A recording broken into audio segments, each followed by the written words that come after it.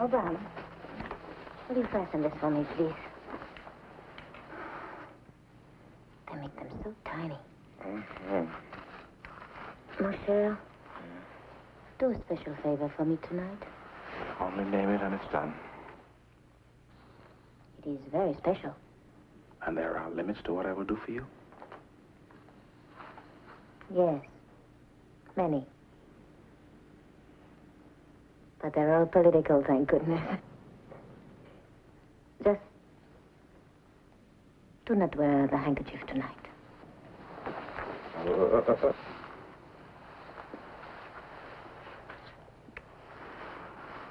But that's a political matter.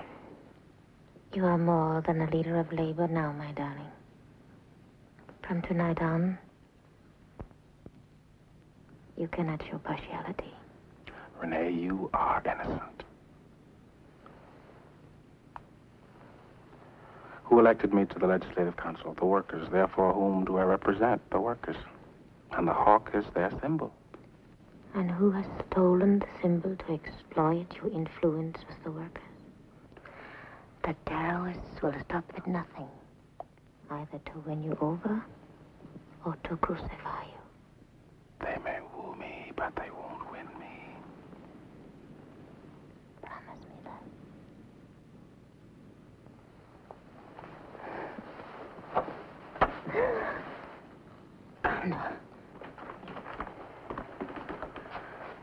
What are you up to now?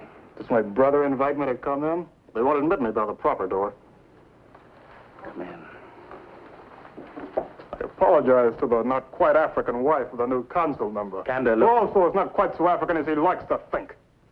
You come here to be thrown out of my house. I've been thrown out of the white man's school. If this is a white man's house, I expect to be thrown out. Conda, work with your brother, not against him. Let him work with us. Tonight you go to the white man's government house because you've accepted a white man's job. What are you? An Uncle Tom? He was elected by Africans. He's elected by a handful of Africans who qualify for the vote because they're property owners. You think you represent the people? Well, we're the people and we didn't elect you. If you want to stand with Africa, stand with us. Listen. We're meeting again tonight, and I've been asked to bring them your answer. Will you stand with us? Will you fight with us? Get out of my house. Still no answer, my brother. My friends are growing impatient. Don't delay too long. There's very little time. Get out of my house, boy. Very little time.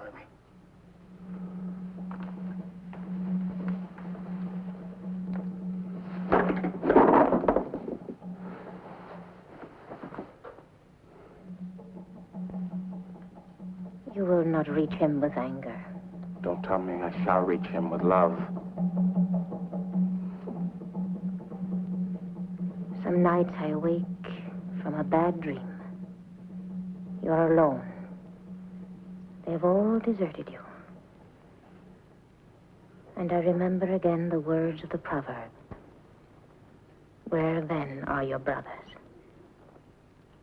My eyes are wet, and I know I have been crying in my sleep, for it seems that you have turned even from me.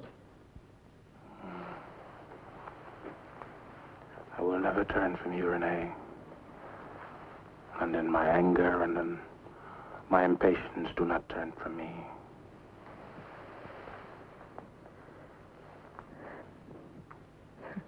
We must go. The governor is always prompt. Renee, I think that this embroidery is a little frivolous for a new council member. No?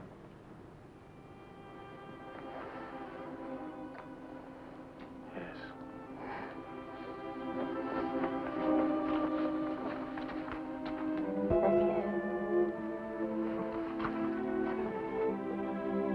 governor's house. Yes, sir.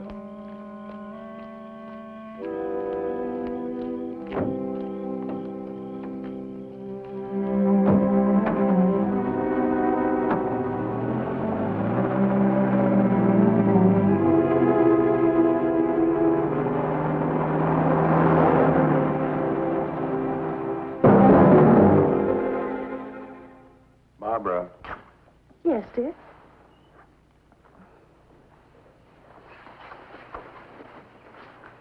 I think it has something to do with the shape of my neck. Do you remember Subi? Indeed I do. That was, gosh, that must have been 20 years ago. Shanghai. She was embarrassed all one evening because your tie went straight up and down. You were younger then. Went in for bow ties. But you never could tie them.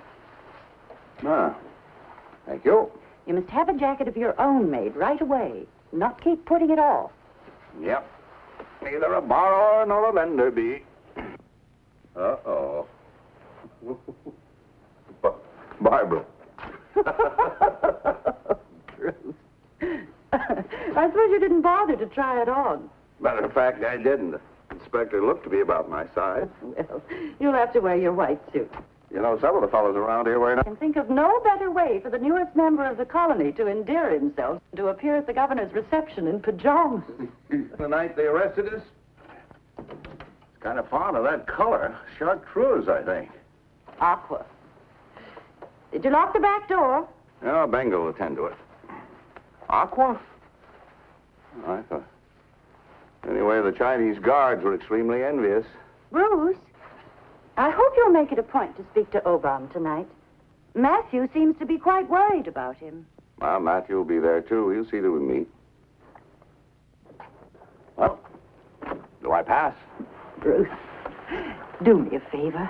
Promise me you won't say anything drastic tonight. I shall be good. If you don't have a dinner jacket, at least wear your best company manners. They'll learn soon enough they've got a rebel on their hands. Well, we might just make it. Benga? It's a fair schedule at 8:25 for 8:30. It means the governor will be there in the half hour at the second. Oh, just some celebration, most likely. Good evening. Evening, Benga. Evening. Please be sure everything's locked, eh? Inagotako? Odimma, Mr. Craig. MSA Kando. Catch it, boy, Benga. That's it for Mrs. Craig.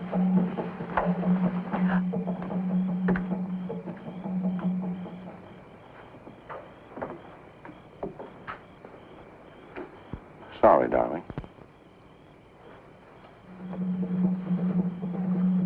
Egbe. Ha, Beagoli, Eba. What does it mean, Benga? Oba. The hawk. It is not right. Well, never mind. Get rid of it and say nothing about it, What does it mean, Bruce? I'll find out tonight, if anyone knows. Something that a Benga said. That's it. The name Obam, that's the African word for hawk. So it is. You knew it all along. Now, let's forget about it, Obam, that's why Matthew's so worried about him. Now, we're in no position to make judgments, Barbara. We're newcomers here, remember that? That sounds strange coming from you. Well, I do feel a bit strange in my company manners. May I take them off? I never really expected you to put them on. Thank you, Benga. Good night. Good night, sir.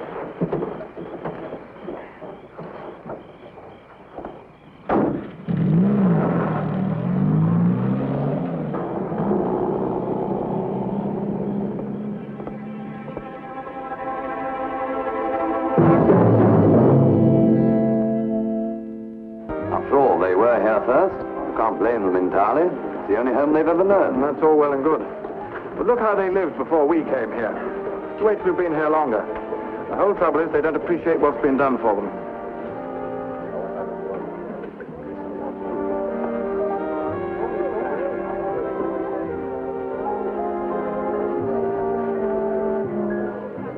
A lot of nerve he's being here.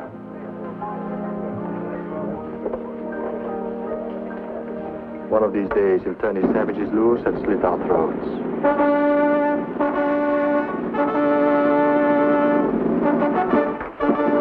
Right on the second. Ladies and gentlemen, it is my pleasure to welcome all of you, and especially our honored guests, the newest members of our Legislative Council. Please.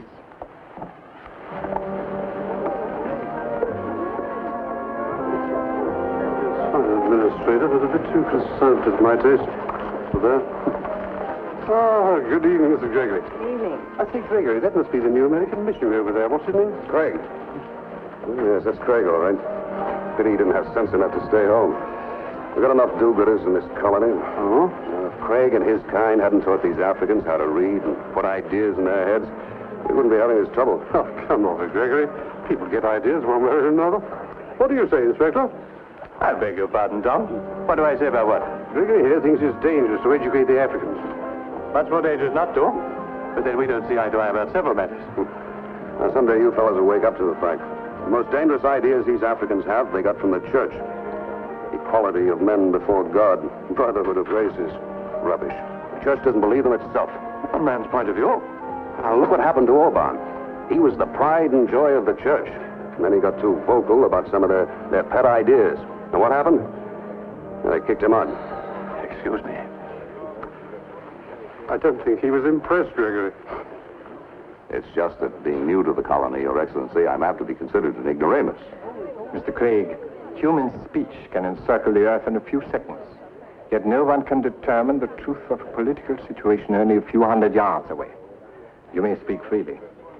Well, what I was trying to say is that my church has taught the African Christians to hope for social justice, while my white Western world has kept it from them. I see. Of course, it's a much simpler matter to preach progress than to implement it.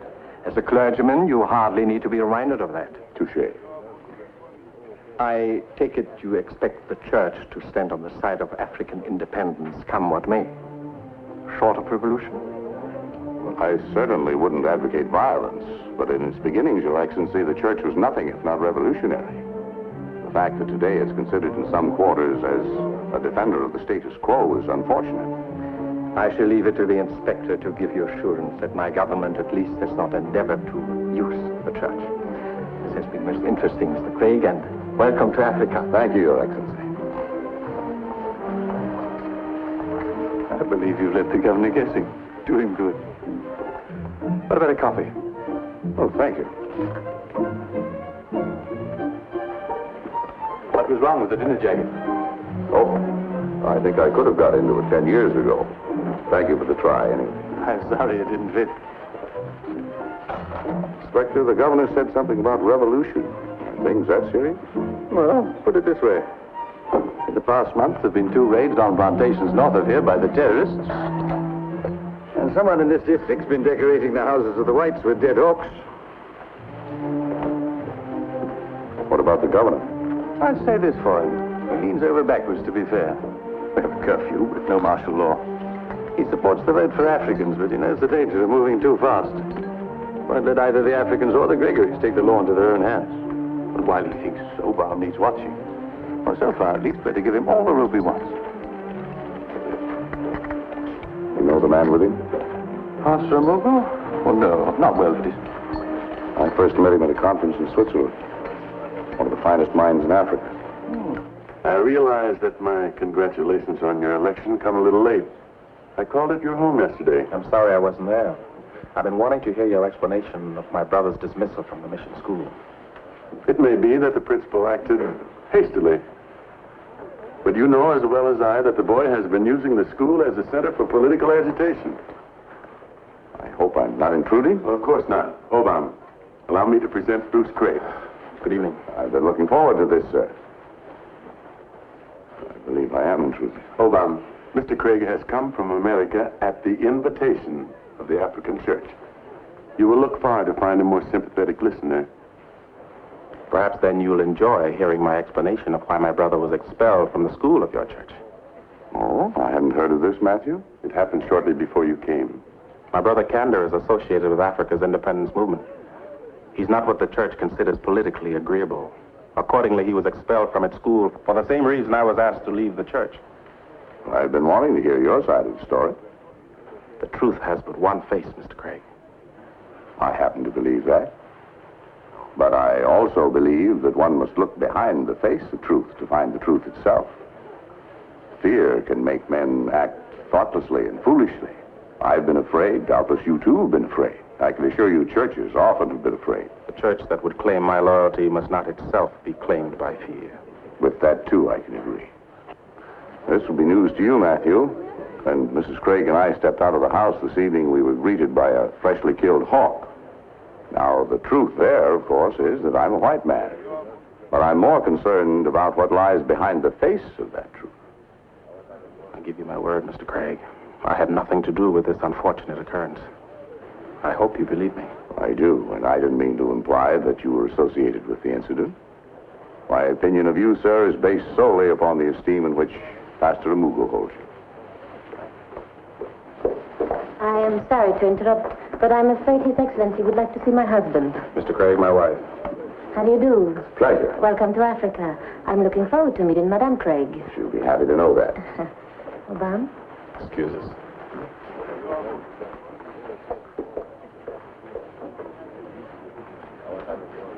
I believe I owe you an apology. I doubt that, Matthew. Could we talk out there?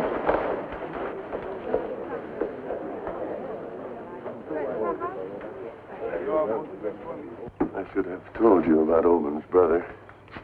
Does not help matters any that Obama himself was asked to leave the church. Are the communists really supporting his union? They support any cause that will serve their purpose. Obama has denied personal connections, but still they campaigned for him. It was solely on that basis that the elders of our church asked him to leave. But you're not happy about it, are you? No, we were wrong in dismissing him.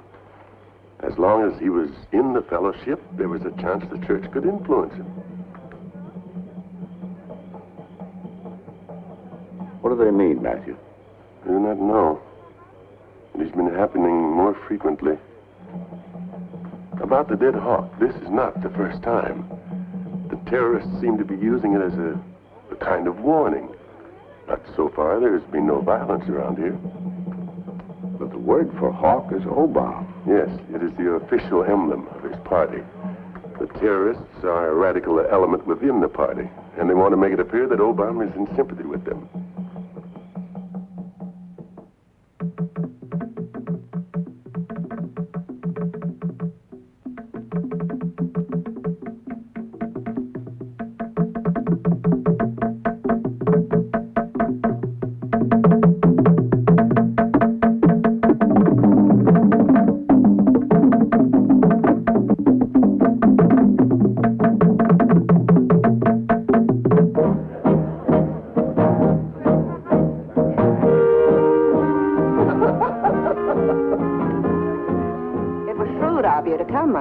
Now that you've seen the inside of Government House, you'll be able to plan the changes you will so surely want to make. I'm certain, Madame Gregory, that no one can grace an occasion such as this more beautifully than does the governor's lady. Tomorrow's meeting of the Legislative Council will begin promptly, gentlemen. The agenda's unusually full. I've only got one proposal to make myself, Your Excellency. Mobilization of the colony's manpower, I imagine. Yes, sir. It's already on the agenda, but I doubt that we'll get around to it. Well, gentlemen. Obama, Inspector Hall tells me you're planning one of your public meetings for the day after tomorrow. That is so, Your Excellency. Some of your meetings have got out of hand. The police are afraid of an outbreak. All I have to say, Your Excellency, I shall say before the council tomorrow. I assume I shall have the privilege of the floor. Obama, you know perfectly well I don't question the right of free speech. But the last thing I want to see in this colony is martial law. Some are already demanding it. And I don't want to have any hotheads taking the law into their own hands. Am I to infer, then, that I shall not be granted the floor tomorrow? You are to infer nothing of the kind. I'm sorry I can no longer talk frankly, but as you wish. Tomorrow, then, 10 o'clock.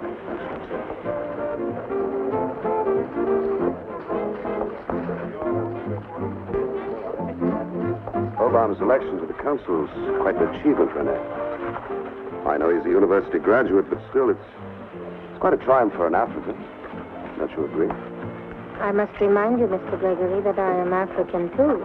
Are you? I'm aware of the notion that African blood is thicker than French, but, well, I've never put much stock in it. Certainly not in your case. You're making this rather difficult. I don't see why. Personally, frankness could make a lot of things easier. Yes, ma'am?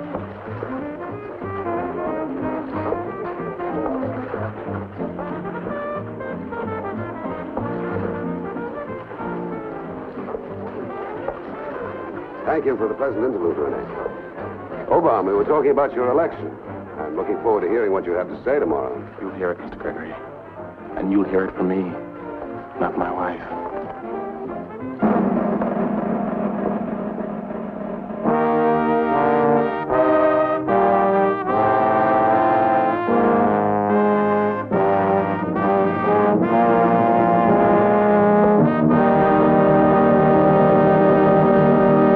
A raid has just been reported, Your Excellency. The Collier place.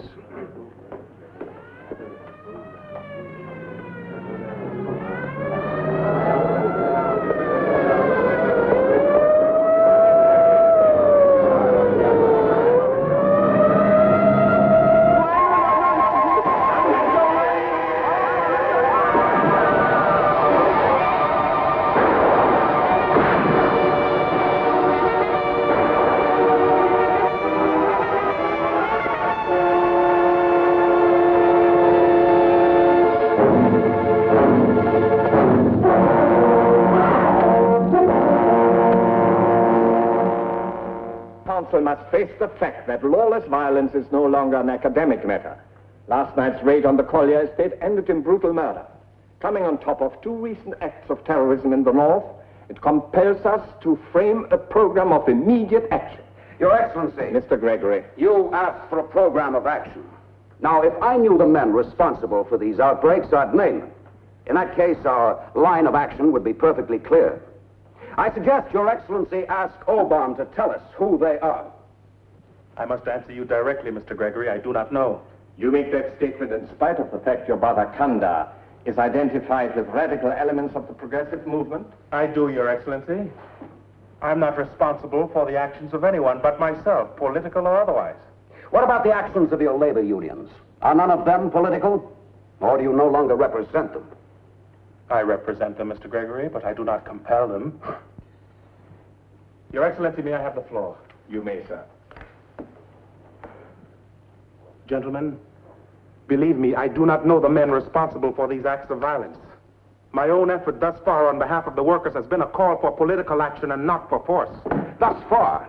When will you turn to force? Let your labor unions renounce the hawk and you'll be more convincing. Mr. Gregory, you are new on this council, but I hardly thought you'd need tutoring in parliamentary conduct. Your Excellency, let the colonial government grant but 3 things, and the teeth will be pulled from the jaws of terrorism. First, broaden the franchise. Second, place this entire legislative council on an elective basis. Third, abolish the curfew, except in localities where flagrant lawlessness has occurred. You asked for a program of action. Here it is. Adopt it, not as a concession, but as a step toward the self-government which will come, which must come to my people. Adopt it, and you will be unable to number your friends, for they will be legion. Reject it, and your government will face a general strike that will paralyze this country. Your Excellency, I resent these strong-arm tactics. And I speak for the majority of this council, and every decent, civilized member of the colony when I say... Mr. Gregory, you are out of order. This council will not be used as a sounding board for partisan interests. And that applies equally to every member. Obama, I was not born in Africa, but I've been close to her for over 30 years, longer than the length of your life. And I believe I love Africa as much as you do. Let me remind you, as you nurse your grievances, that we have education, health, and a standard of living that were unknown in this part of the world before we came. You talk of freedom and justice. We have given you civilized methods of justice. And the freedom your people have today is a far cry from their old bondage to tribal superstitions. Until the present emergency, they were free to go and come as they pleased. Your Excellency, it is not that my people want merely to be treated freely or to move freely. My people want to be free. The history of their captivity, whatever its incidental benefits, burns deep. Only name a date for freedom. Give us a timetable for independence. Set a date, any date at all. And we will work together toward the day when this country shall again be free.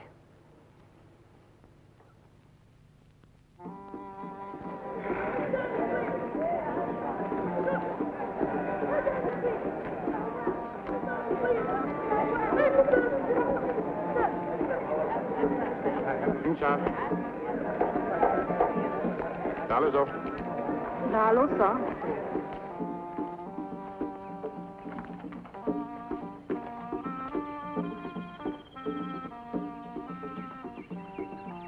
No. You know, folk? Dai, Potagola. Ene kwapo? Dalo, Oh, my God. Dalo. Oh, good morning, Sunderlal. Good morning, Mrs. Craig. Nee, Putagula. It hasn't taken you long to get into the harness. No. The harness feels good after being out of it so long. Miss Craig, your new assistant is here. Oh, fine, Doctor. Thank you. Sunderlal. How's the work going? Slowly. The results aren't as tangible as this. Don't expect miracles. Not all at once. Just don't depend on them, and they'll come to pass. There we are now. That's all finished.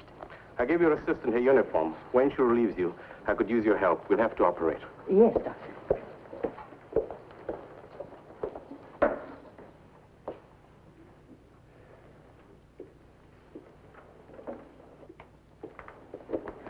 Good morning. Morning. We haven't met, but I want to say that I wish your husband well in his new position. Thank you. I'm sorry. This is Sundar Lal from the church in India. He's come at the request of the African church to work with us. Not here at the hospital, I'm sorry to say. I wouldn't be of much use here. I work at the mine, which accounts for the way I'm dressed. I had hoped to see Mr. Craig. He wasn't at the house. He's visiting one or two of the schools. And that usually means he's away for the day. Can it wait? It may be important. Well, I think we can get word to him. Thank you. Goodbye. Bye. Oh, Martha. Rennie, this is Martha Okubu. She'll handle the tricky cases. I shall do the best I can. If you want anything, just call on Martha. Thank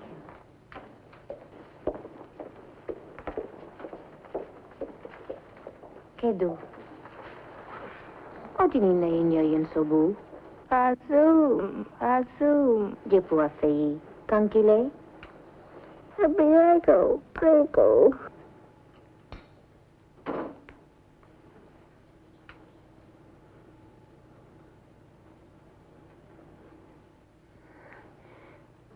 O diron jorini. Agigay di seike. Bueme kauna. Talo so.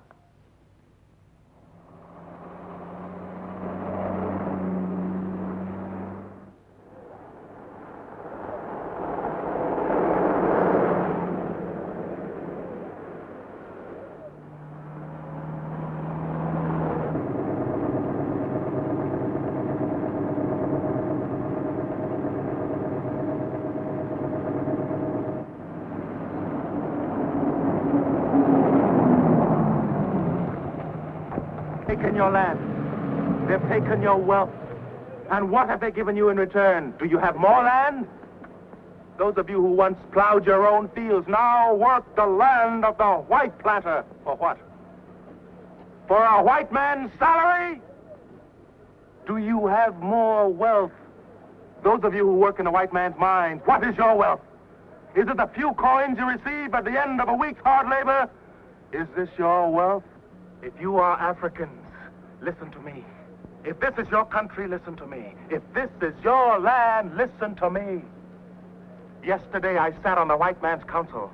Yesterday, I asked for 3 small words. I asked that men be allowed to vote who have no land. I asked that you be allowed to elect the men who govern you. I asked that the curfew be ended, so that we may walk in this land of ours at night as free men walk. If these requests had been granted, there would be no need for a general strike. He did not grant those requests. To every one of them, he said no. To you, he said no. No, no. What then shall we think of the white man? Shall we believe that he wants us to have our land? No! No! No! No! Shall we believe when he promises wealth? No! Shall we believe that he intends to set us free? Wait, my friends, wait. You must listen to me. There's another side to this. I got your way. I got your way. May I speak to them? Now do not Joe! Now do not Joe! Listen to me, my people. Much of what Obam has told you is true. Some of the white men have taken our land, but others have built our schools. Some have stolen our country's wealth, but others have helped us fight the tsetse fly. They have given us hospitals and healed our bodies. It's true that some would deny freedom to us, but others have given us the word of God, that we may be freed from the jungle swamps of fear and sin. Obam has spoken truth, but it is half-truth. Be careful, my people, lest for half-truth you give yourselves to violence, as some have already done. For those who achieve in violence are fit only for rule by force.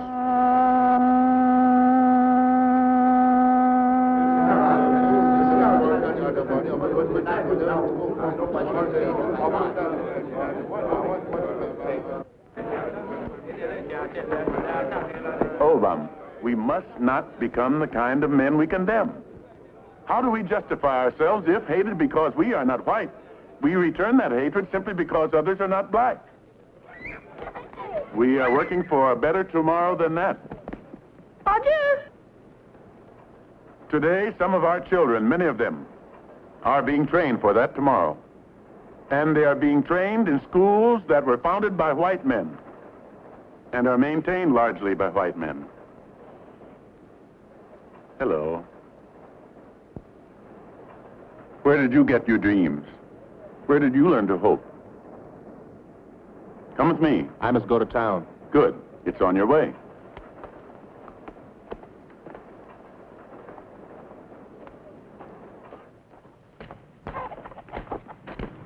Kiddo. Kiddo. You have a strong, clear voice. Now I want you to listen to some voices to which you have closed your ears. Mother! Mother, this is Obam, my friend. Mother?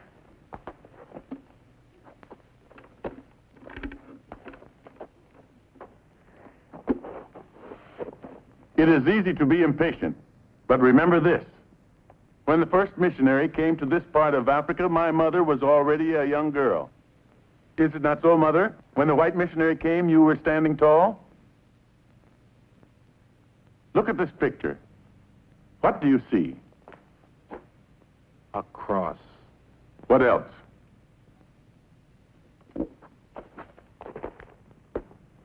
Hands are holding it. They are lifting it up.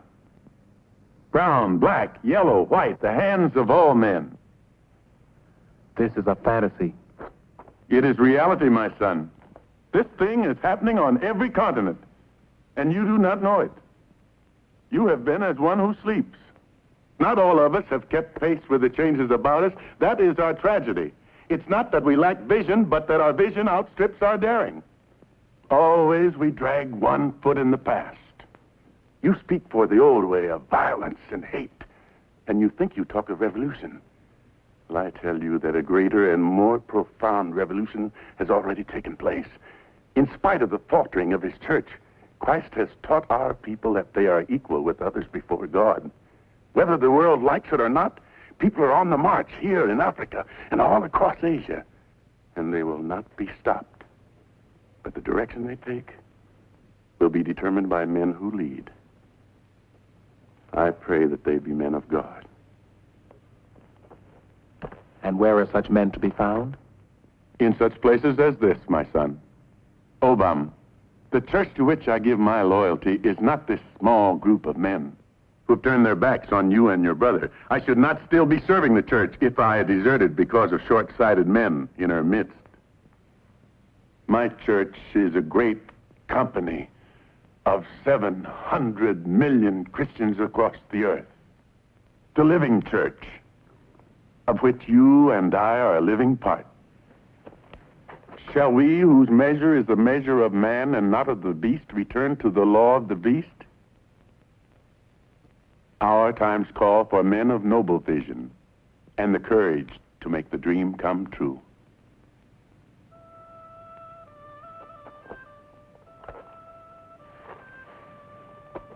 Stay well.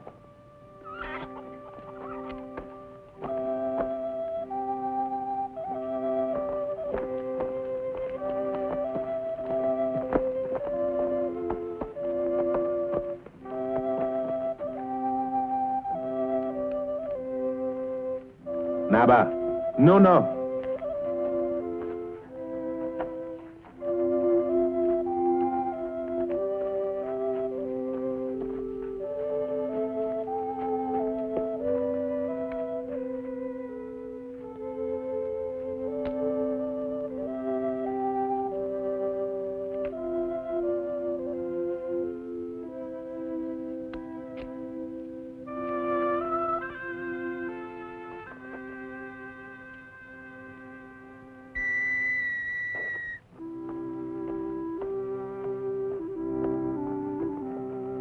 Naba.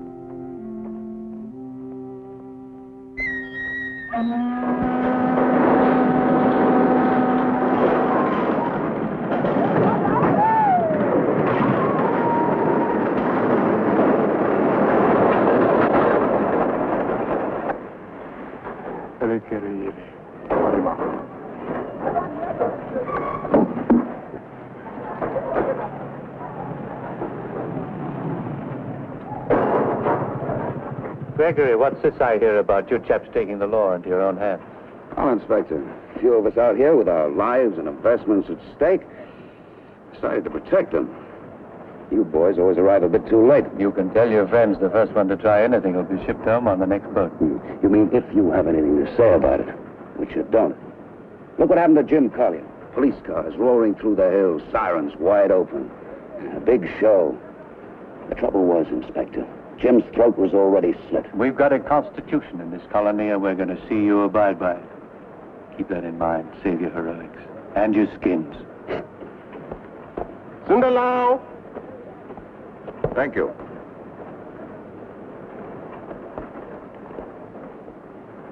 What is it? Barbara sent me the message. Can you get in touch with Obam? Why? I'm afraid there's going to be more trouble. At my place? I don't think so. What do you want me to do? The talk involves Obam, and I'm afraid for him. They are certain he's gone over to the terrorists. I'll have a talk with Obama. When are they planning to do this, Sundalau? This weekend, perhaps tomorrow night. Arriba.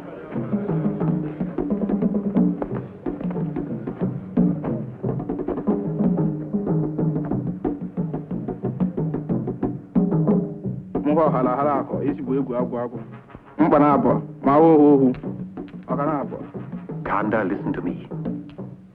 You are far beyond all this. In my country, there are 10 million Christians who share a faith that is greater than this faith, and a stronger bond than race or country.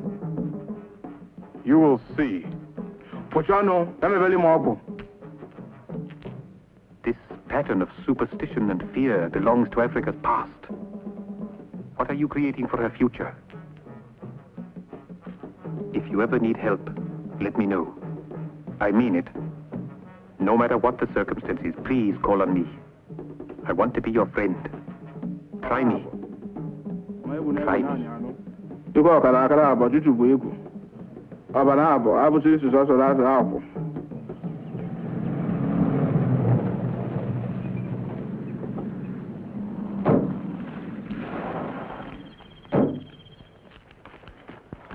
What's the story, Fred? Ben here got it from one of his boys. My foreman lives near Obam's brother, so he did some listening around. It was the terrorists, all right. Young Candace been bragging they're going to pull up another raid this weekend. Any idea where? No, but it's sure to be away from town. They aren't taking any chances. What's this all about? We're heading for more trouble. Do the police know about it? We'll keep the police out of this. Better check the servants. I did. There's no one around. Think there's a chance you can learn anything more by tomorrow? Just a chance. We'll see what you can do. Fred, get word to some of the others. The rest of you, round up guns, ammunition, and stand by. Taking a lot for granted, aren't you, Steve? I'm through taking things for granted. Jim Collier took them for granted, and the other day he got his. And they hung another hawk last night at Ben's place. I go along with Steve. We got to do what we can. Look, this is a job for the police. Steve, suppose they do pull another raid. What good will personal revenge do except pile vengeance on vengeance and give the poor devils cause for new revenge? You can't break a cycle of injustice that way. College boy. I think you're afraid. Or maybe we all are. I'm scared and I admit it. What in the name of heaven have we ever done that we should expect them to lick our boots? God knows we've got good reason to be scared. But God also knows that your answer is no answer at all. It's a retreat into the dark ages. Finished. You can go back to your books. Right, you men, get going. Listen.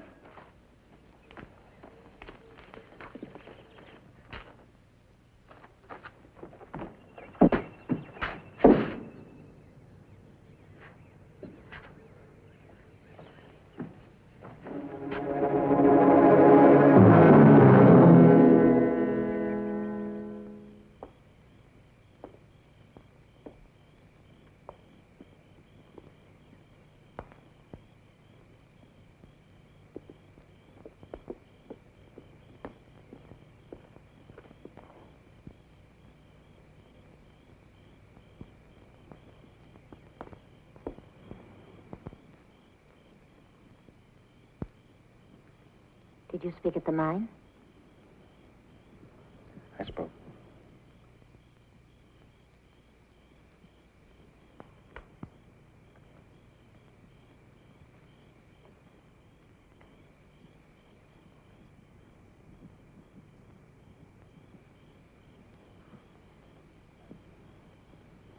You are most alone, my darling, when you're troubled. Let me share your loneliness. Go back to your book, Renee. There are happier thoughts there than those I have to share with you.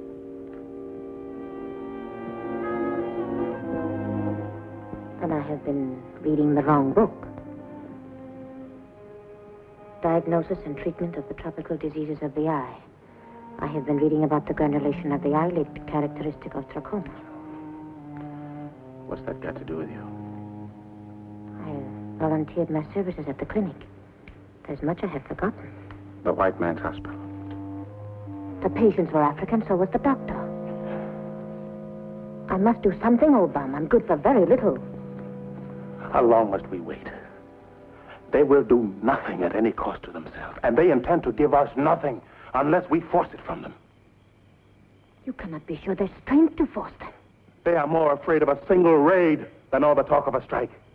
If we could only organize our strength, who knows what friends will come and stand with us. Now you're talking more and more like your brother. My brother may be close to the truth, Renee. A great man has said, there is one thing mightier than all the forces of earth. An idea whose time has come, and the time for Africa's freedom has long since come. Must we endure another century of humiliation? Is there no voice to cry this shame before the throne of heaven? Is there no voice at all?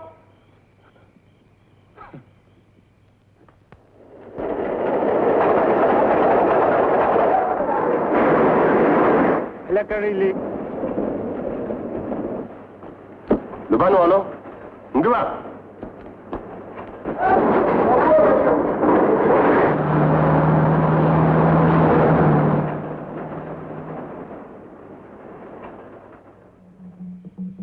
The witch doctor said the raid must be tonight. You must come with us.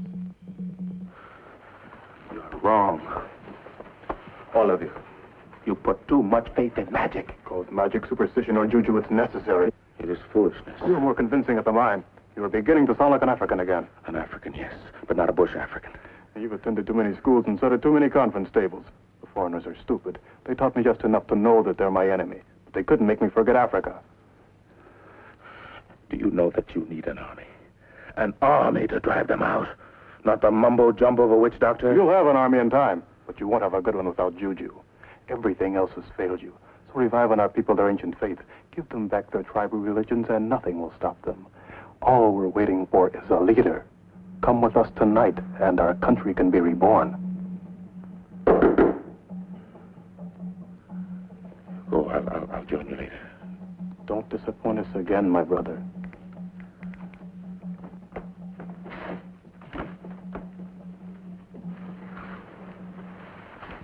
Who is it, Beakley? I'm glad you're here. If Pastor Mugu sent you, you're wasting your time. Now, it was my own idea. Why'd you come to Africa, Mr. Craig? They didn't want you in China, and you're not welcome here. Obam, the word's around there'll be violence tonight. What's violence got to do with me? That's exactly the question I came here to ask you.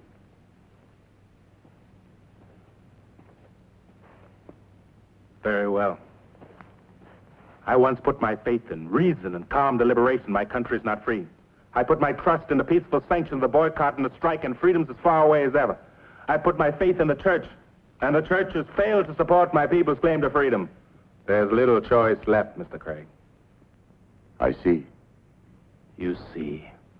You see only what you're conditioned to see. You see with the eyes of a foreigner. I see only with the eyes of an African.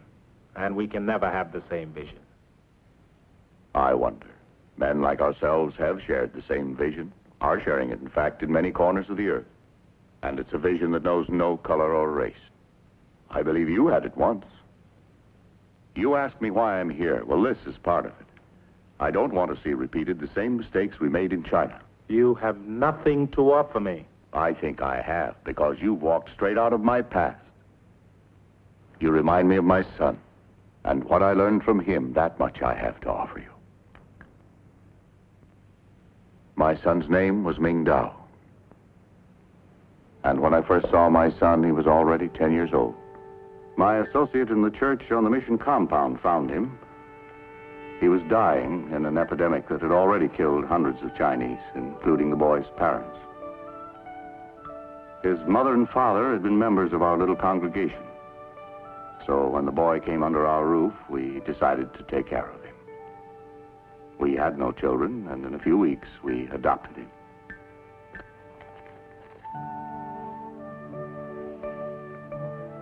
Ming Dao accepted me readily as a father, and I loved him as my own son.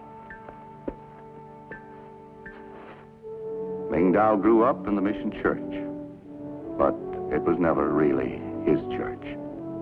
Dr. Lin knew what was happening long before I did. I was a foreigner representing an American church, and I was number one man. 3 years later, great political changes were taking place in China.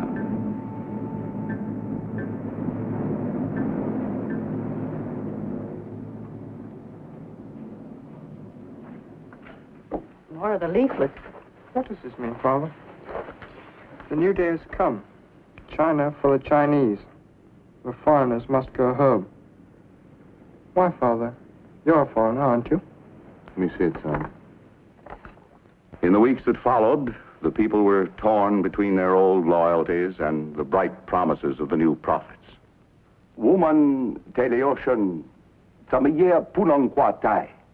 就是共产党来了的话，就是他们。I felt the greatest danger was that when the communists came, and it was certain they would come, the Chinese Christians would be cut off from their brothers abroad. They came before we expected them. They came noisily, but their coming was orderly.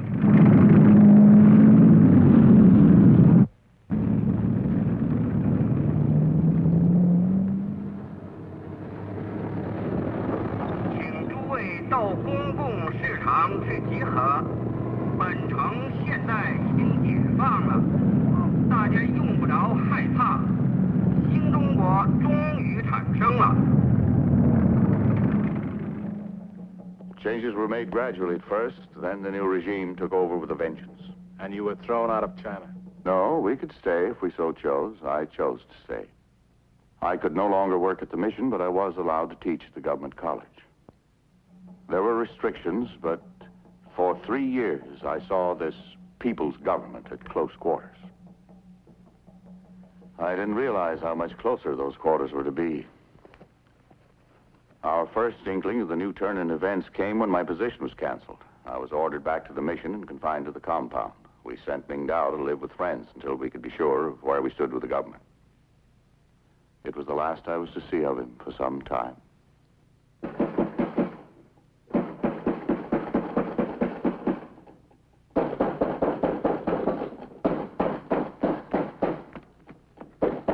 Yes, who is it? The police! Open up!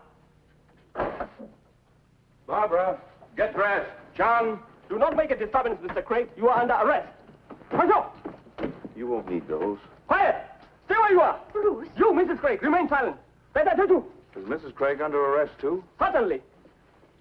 Try not to worry, Barbara. I'll be in touch with you. If you just let me get properly dressed. That will be taken care of. Let us go. John, when we've gone, please get word to Ming Dao. That will be quite impossible. Let us go. How? 瞧起来，预备了好枪，还有。 I doubt if there's enough light in here for a good picture. We do not need your advice. 回家。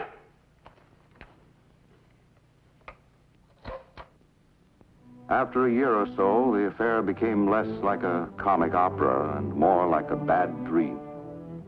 A dream you can't awake from. I was completely cut off from the outside. I didn't know at the time that others were undergoing similar treatment, a daily minimum of exercise and food, whatever sleep one could manage under the circumstances. There were endless nights of questionings. My first examination lasted for 40 nights. And some nights I was questioned 2 or 3 times for hours at a stretch. Listen carefully, please. You will write everything you remember about your colleague, Dr. John Maitland. Every conversation you have had, everything you knew or heard others say about him. In particular, recall the details of his proposal for a 2-way radio and your subsequent contacts with the American consulate in Hong Kong, and your activities in that connection for the FBI. The FBI? How many times must I repeat, sir? I came to China solely in behalf of my church. Mr. Craig, we feel you're being exceptionally cooperative. But now you're suffering from fatigue. We shall provide you with a transcript of Dr. Maitland's testimony. Study it and prepare your statement. When you have rested, we shall talk again. Shall we say in approximately 3 hours? Were you released after that examination? No, apparently I hadn't given them what they wanted. Some weeks later, there was another examination. That one lasted for 35 days. I've misjudged you. That's a heavy price to pay for your faith. No price is too great. I still had no word from the outside from Mrs. Craig or Ming Dao. It was many months later that I learned something of what had happened. I hadn't been seriously ill, but I was mentally confused. At times, I was unable to distinguish between reality and fantasy. My dreams blended with my waking hours, so that it was often difficult to tell the one from the other. I tried to discipline my mind by recalling the faces of my questioners and the soldiers in the room. A new face was a new experience and helped stimulate my senses. There was a new one that day. It was my son, Ming Dao. The change in him was incredible. There was something more than just the years of our separation. I tried to convince myself that this was part of the fantasy. That night, I knew it was real. My son. You became my father. That perhaps is my trouble. I've been unable to forget. I was told you'd fled and deserted me. Yes, they would have to tell you that. Did you want to forget? I must rid my mind of any thought which weakens my devotion to duty. Yes. I can bear but one supreme allegiance. To God. To my country.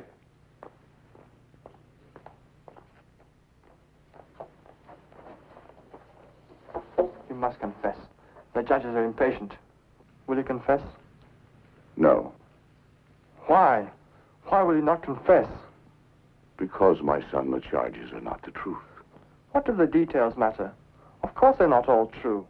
Even in this matter of the wireless, I know the testimony is false. But there is truth in some of the charges. Mingdao, if they promise to set me free tomorrow, I shall tell the truth. And if they promise to kill me tomorrow, I'll still tell the truth. You cannot deny that you've always been an agent for American imperialism and white superiority. Of course I deny that. I've tried to be a Christian. I failed often, but I failed because I was human, not because I was an agent for any imperialism. You believe that? You do not know that you've never prayed a prayer or preached a sermon or greeted a Chinese friend except from a mountain of implied superiority? Always you and your white brothers have come to China to speak of a God and Savior whose face was white. Mingdao, God knows no color, neither does his church. What's happened, my son? Who's taught you this?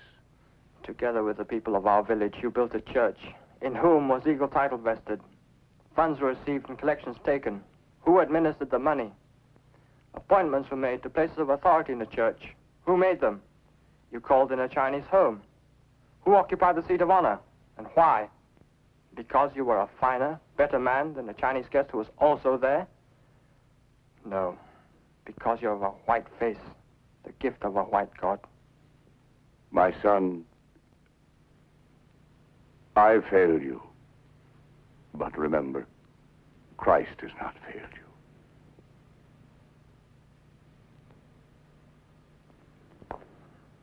I came tonight to help you.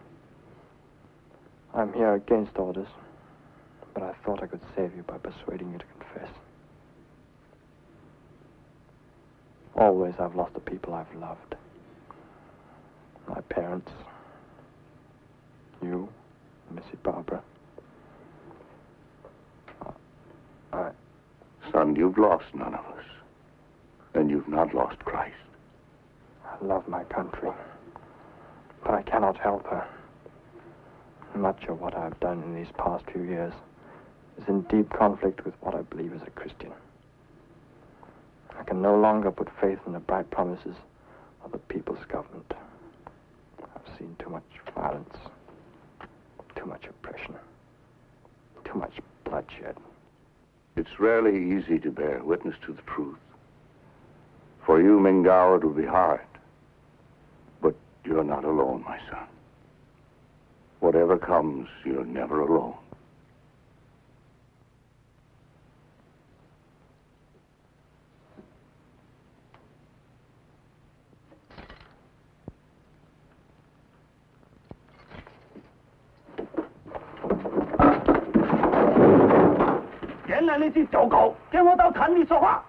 Mingdao, we are more than conquerors. Through him that loved us. 原来你是走狗，跟我到坛里说话，出嘴，带下去，你要命不要？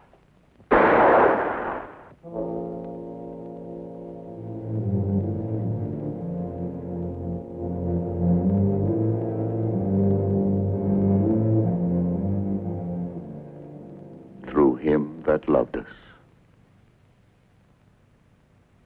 It's been 5 years since my release, and I've tried to keep paramount in my life the lesson I learned from my son.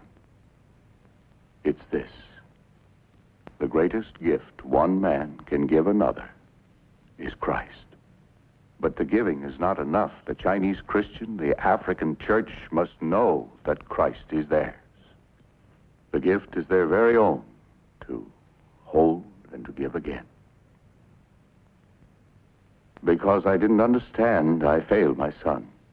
By God's grace, I'll not fail you. More than conquerors.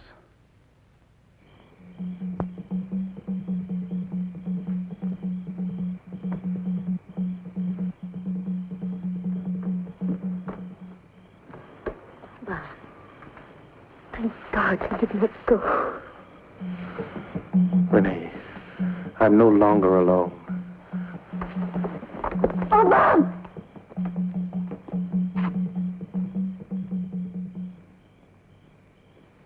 Very much afraid for him. Something is terribly wrong. Where will it happen, Renee? If you know, tell me. I'll do what I can.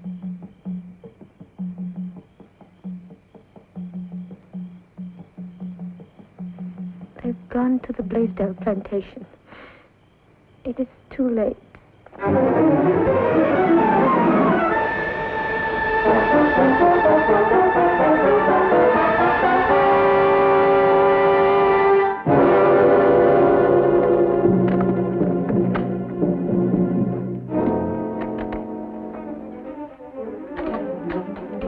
Please let me see Mr. Gregory. Please, I must talk to him. Mrs. Carter. Mr. Gregory, you must let us get out of here before it's too late. Mrs. Carter, you must get upstairs and keep quiet. Overhaul, get them under, and quickly. It's all right. Come on, all go back in the room. You'll be quite safe if you stay there. Obam! I told them you'd come. You fools! Do you know what you're doing? Get out of here before it's too late. What are you talking about? Kanda, take me to your leader. He must stop them. Don't listen to him. Kanda. This man is not our friend. He has betrayed us. He is no longer my brother, Obam. Kanda! Wait! Here's a spare for you, Ben. Okay, sir. Jeff, you load for him. Right. Now remember, the second I throw the switch and the floodlights go on, let them have it. George, get upstairs, cover the balcony. Right, Steve. Look, Steve, the women are terribly frightened. You should have sent them into town. So the Wogs can call it off and come back some other night when we're not so lucky to know about it? How about the servants? They've all run away. I think you're dead wrong, Steve. What would you do about it?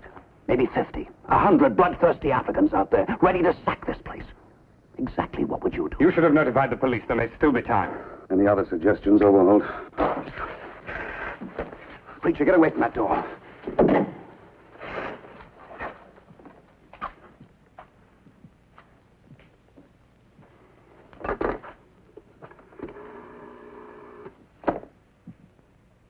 Operator, give me the police.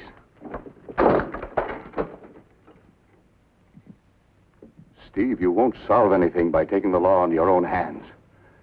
You're deliberately baiting the Africans. This is a vicious trap.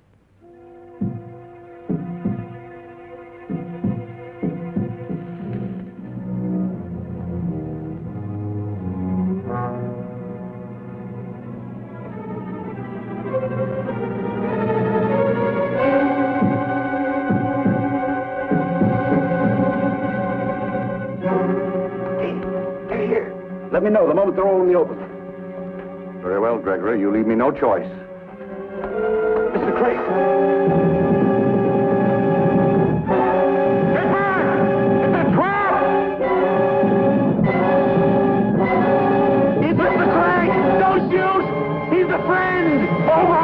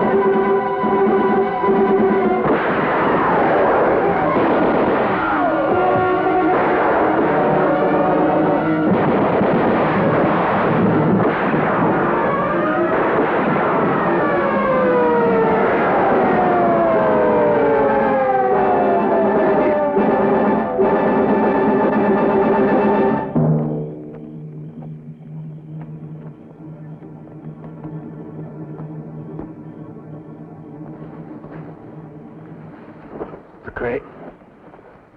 Oh, through him that loved.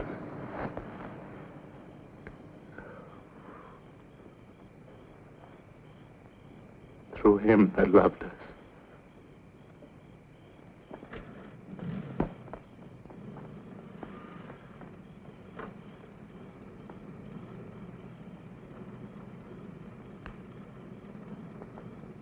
Double the guard on him.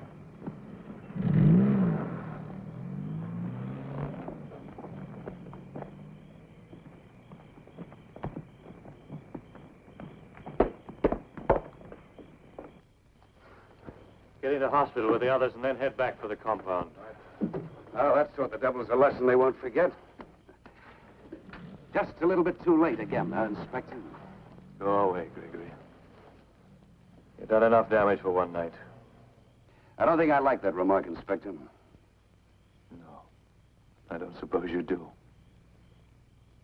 How do you like that? I want all you men at headquarters tomorrow morning at 10 o'clock.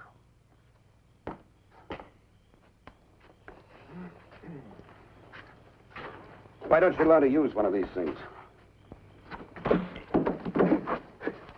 Easy, boy, easy.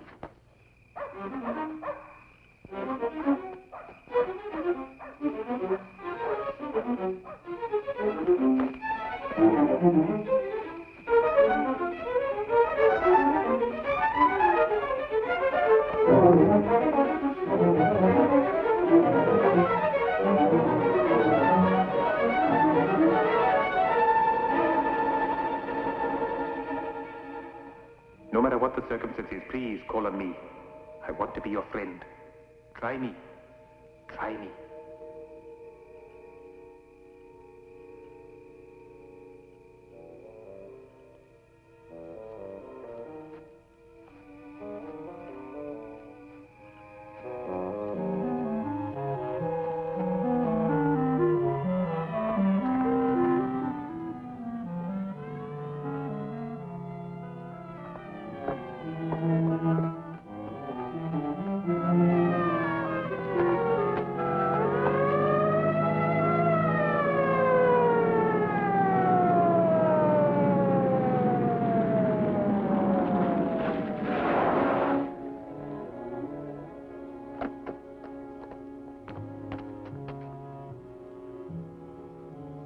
Odema.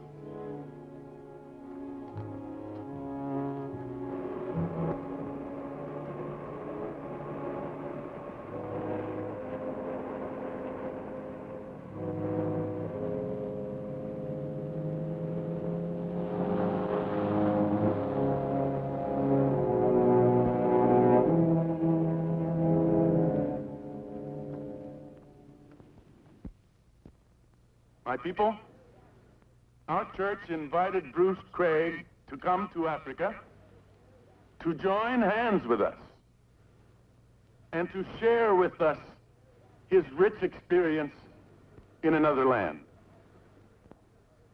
Now, we have killed him. Yes, we have taken his life.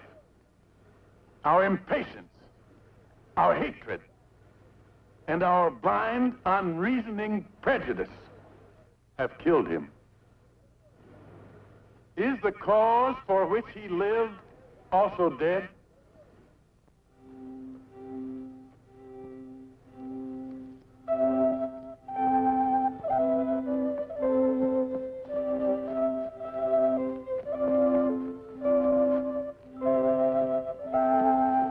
Vous allez là-bas.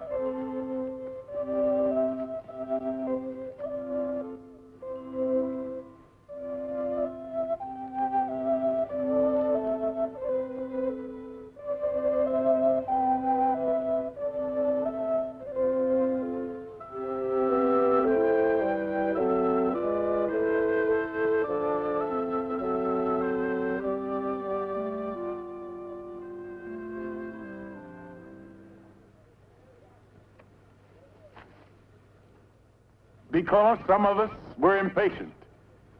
We are today farther from freedom than ever. Because certain lawless men permitted prejudice to blind them, this country stands on the brink of riot and unrest. Our country cannot be made free by hatred and bloodshed. We shall only become slaves to hatred, our own and the hatred of others. We know we must have freedom. And when we take this great desire of ours to Jesus, and we ask him, is this desire good? We hear him answer, yes, my children, it is good. One day freedom may come to this land, but it will not come easily. Our malice and our sin have already cost us dearly. Jesus Christ, in his own sacrifice, has shown us the way. And we must learn to follow in that way before we can call ourselves truly free.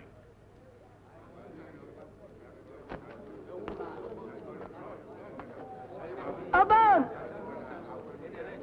Obama!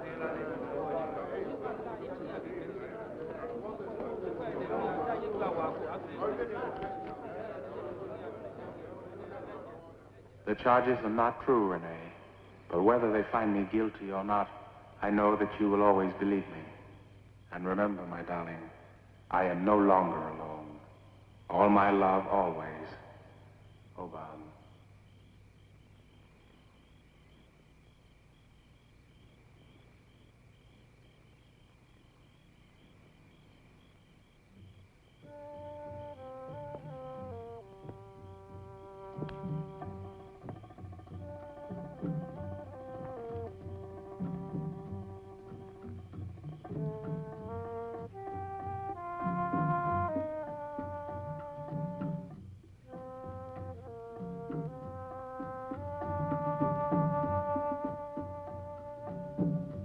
This man is mine, and though he's far from me, his love will always be my guiding star above. This man is mine, no force can tear apart two lives that share one heart and one eternal love.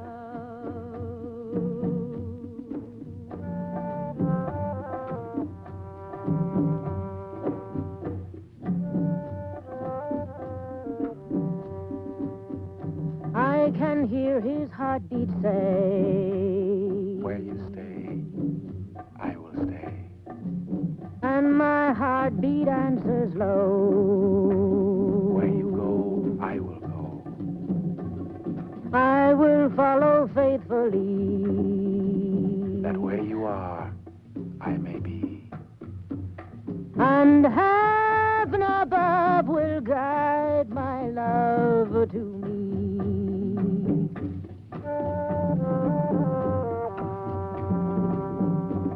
Our hands will meet, and in his eyes will shine my secret dreams, and I will know this man is mine.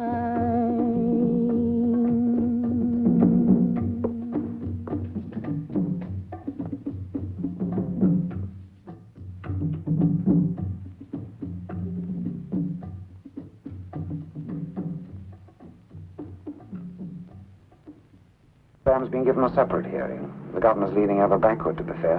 I hope he's not making a mistake. Is it true that Oban's brother is going to testify against him? Yes. Why? To save his own neck. It's as simple as that.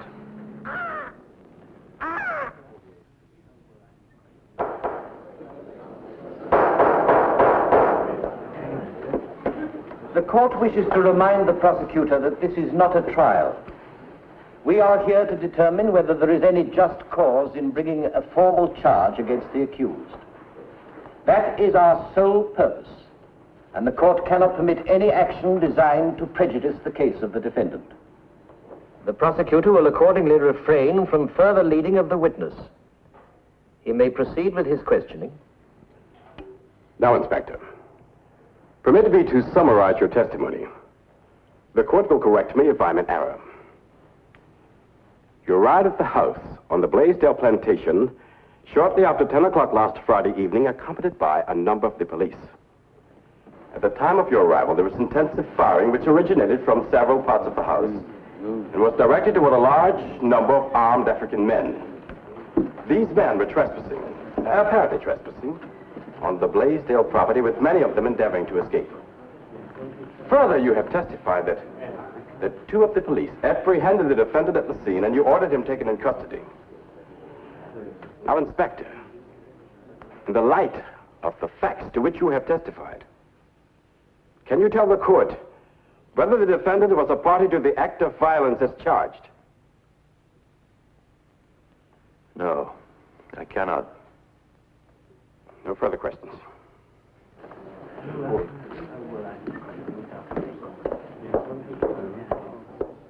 If it please the court, I wish to call one more witness. A witness whose testimony will be conclusive. I call the brother of the defendant.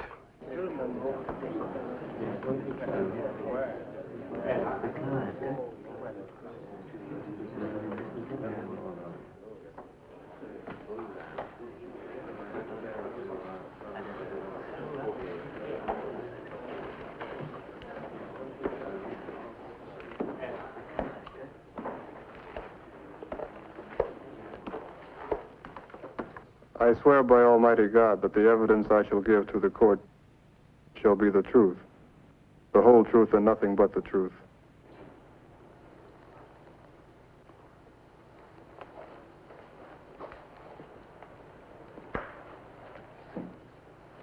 What is your name? Kanda, son of Elo. Do you know this man? Yes. Tell the court the relationship between you and the defendant. He was my brother. Is he not still your brother? Yes. Yes. Now tell the court where you were last Friday evening at 10 o'clock. I was with my friends. And how were you and your friends dressed? In ordinary clothes. Do you recognize this emblem? Yes. Tell the court what the emblem represents. A hawk. What is your brother's name? Obama. Were you and your friends on the evening we are talking about wearing emblems similar to this? We were all wearing them. Tell the court where you and your friends were last Friday evening at approximately 10 o'clock. The name of the place. We were on the Blaisdell estate. And what was your intent and that of your friends? We Tell the court the truth. We planned to kill the white residents and burn the buildings. Now, is it true that prior to that evening, you had stated publicly that your brother was capable of organizing the workers of this district into an army? Answer yes or no. Yes. And is it also true that you had declared your brother was at the head of a nationalist movement committed to violence? I believe that. Yes. Now, think carefully before you answer. Was your brother, who is called the Hawk, the man who not only planned the raid on the Blaisdell estate, but was himself the leader of the men?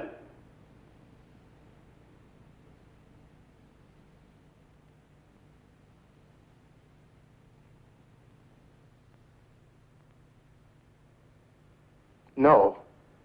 My brother had nothing to do with it. I was mistaken. He has never been one of us. He came to the Blaisdell estate because he is my brother.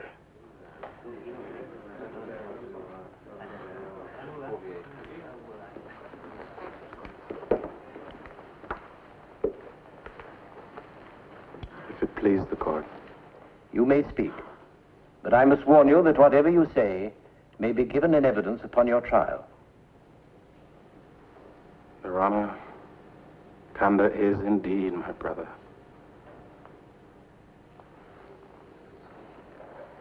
And I know now that Bruce Craig was my brother, too. Had I learned this earlier, Bruce Craig would be alive today. I cannot judge this boy and his companions. But just as Kanda is guilty under the law, before God, I too am guilty. As guilty as he. I'm guilty, Your Honor. Not so much because I was tempted to violence, but because I had already yielded to hatred. I was impatient and proud, shouting when I should have reasoned, making threats when I should have sought understanding. I wanted freedom for my people. I gave them only the desire to destroy. I have failed my brother by being less than the man I would like him to be. But there are others I have failed. A company of Christians in whose fellowship I once found a place. Matthew Amugu belongs to that company.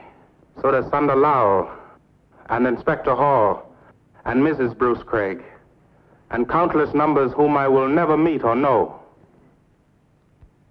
God grant that I will work with them toward our country's freedom in love and understanding.